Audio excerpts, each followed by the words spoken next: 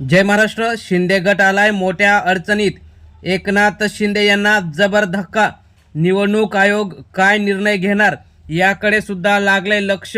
देवेंद्र फडणवीस यांच्या सरकारमधील आमदार नेमके कसे निवडून आले आणि राज्यात लोकशाहीची जी थट्टा चालवली आहे त्याचा पुरावा आणि मोठा व्हिडिओच सापडलेला आहे.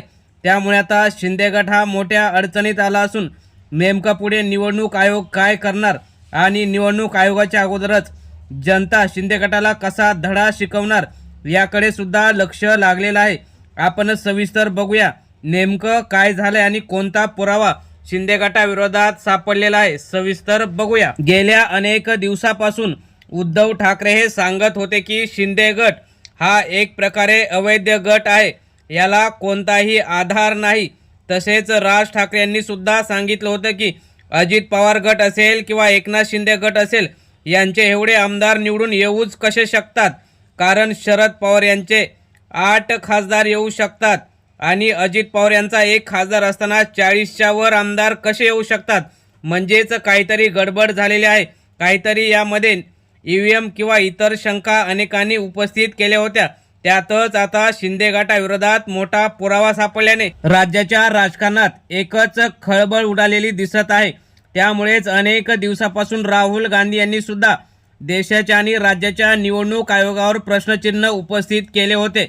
त्याचद्वारे त्यांनी अनेक बोगस मतं ही लोकशाहीत म्हणजेच लोकसभा असेल किंवा महाराष्ट्रातील विधानसभा निवडणुका ज्या गेल्या वर्षी झाल्या त्यामध्ये सुद्धा असाच प्रकार घडल्याचा आरोप केला होता. त्यानंतर निवडणूक आयोगाने सुद्धा पत्रकार परिषद घेऊन आपली बाजू सावरली होती. मात्र ज्यावेळी भाजपवर टीका केली त्यावेळी निवडणूक आयोगाचं पित्त खवळलं आणि त्यांनीच पत्रकार परिषद घेतली.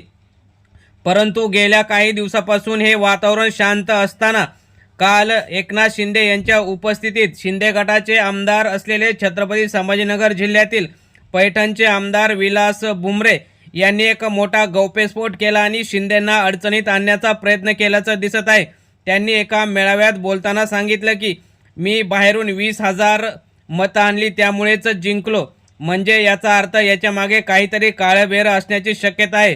जेव्हा हे वाक्य बोलत असताना एकनाथ शिंदेंनी डोळे वटारले आणि तेव्हा विलास बुमरे यांनी विषय बदलून जे जिल्ह्यातून स्थलांतरित झालेले मतदार आहेत त्यांना आणलं असा जे काही वाक्य फिरवलं. परंतु सर्वांच्या लक्षात आलं की निवडणूक होत असताना काहीतरी शिंदे गटाने केलं आणि म्हणूनच त्यांचे राज्यात 2 नंबरवर आमदार आले.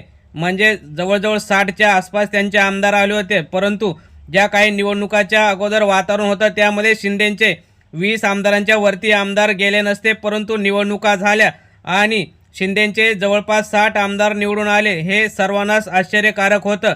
त्यानंतर भाजपाचे सुद्धा 135च्या वरती आमदार निवडून आले. ज्या अजित पवारांचा एकच खासदार आहे त्यांचे सुद्धा 40च्या वर आमदार निवडून आले. परंतु निवडणुका झाल्यानंतर ना कोणी जल्लोष केला ना काही केलं. त्यामुळे याच्यामागे काहीतरी वेगळं शिस्त आहे का असा आरोप सुद्धा त्यावेळी केला होता. मात्र काल विलास बुमरेंनी हे भरसभेत सांगून कबुली दिली आणि राज्यात पुन्हा चर्चा झाली की निवडणुकांमध्ये काहीतरी काळबेर करूनच ही जिंकलेली दिसत आहे. त्यामुळेच काही दिवसापासून आता जो वोट चोरीचा प्रकार समोर आला होता तोच प्रकार आता गेल्या विधानसभा निवडणुकीमध्ये झाला आहे का असा प्रश्न उपस्थित झाला आहे. त्यामुळेच हा व्हिडिओ जो विलास बुमरे यांनी सांगितलं त्यामध्ये ते सर्वांना खरं वाटत आहे. मित्रांनो, तुम्हाला काय वाटतं? विलास बुमरे यांनी जसं सांगितलं की मी बाहेरून मतदार आणले आणि जिंकलो, म्हणजे याचा अर्थ राज्यात अनेक ठिकाणी निवडणुकांमध्ये घोळ झालेला असेल का? तुम्हाला काय वाटतं? तुम्ही सुद्धा तुमच्या प्रतिक्रिया कमेंट बॉक्समध्ये जरूर कळवा. धन्यवाद. जय हिंद, जय महाराष्ट्र.